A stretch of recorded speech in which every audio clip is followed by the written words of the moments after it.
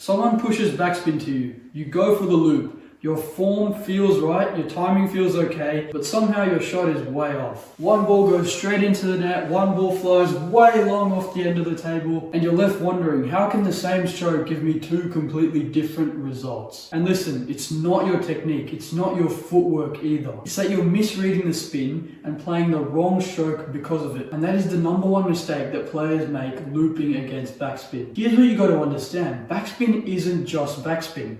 Some balls are loaded with backspin and some balls barely have backspin on them. You might get a tight, sharp push with a ton of backspin, but you also might get a lazy, floaty one with almost no backspin. But if you treat both of those types of pushes with the same loop, you're gambling. Heavy spin pulls the ball down. It pulls your shot into the net. And when there's less spin, the ball tends to fly off the end of the table because you think it has more. So you're not messing up the loop itself. You're using the wrong type of loop against the wrong type of push. So how do you read how much backspin is on the push so then you can play the right loop for that ball?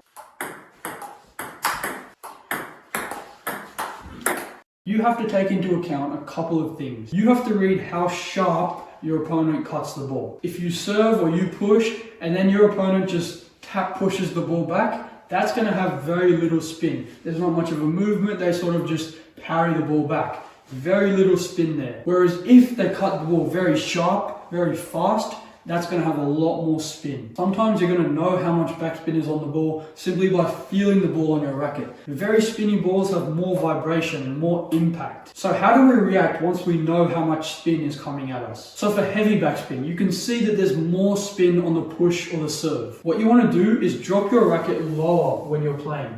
You're also going to want to open up the angle of your racket. When there's more spin, the direction of your stroke should be more upwards.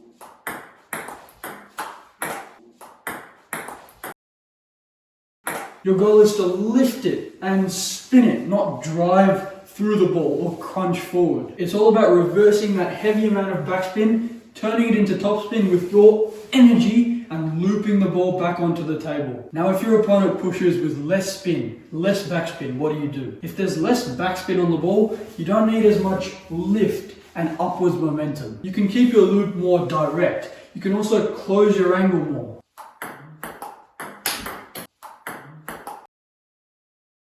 You still have to brush through the ball with good acceleration, but it's not as upwards anymore, it's more forwards. So here's the thing guys, if you keep using one generic loop for every type of backspin ball that comes at you, you will always be very inconsistent. So changing your loop to adapt to the return that you're given is so key. If you're trying to lift the ball against light backspin or crunch the ball forward against heavy backspin, you're missing out and you're not going to get the same results as the people who read the return that's coming at them and then play. One thing important to keep in mind is that looping heavy backspin and looping lighter backspin isn't just a 1-2 switch. It's actually a dial in between the two. Switches have two very different options. Sometimes you have to go in between.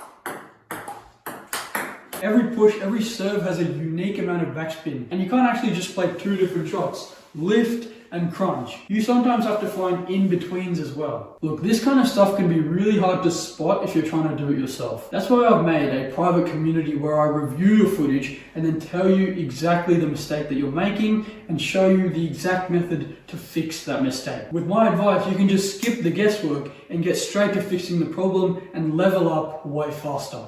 If you're interested, it's the top link in the description. So in totality, looping backspin doesn't come from anything special. It comes from better recognition of the ball you're actually trying to loop. Reading spin is a skill, and if you want to be consistent in the long term, this is where the game starts. So that's it from me guys. I really hope this helped and I'll see you in a couple of days.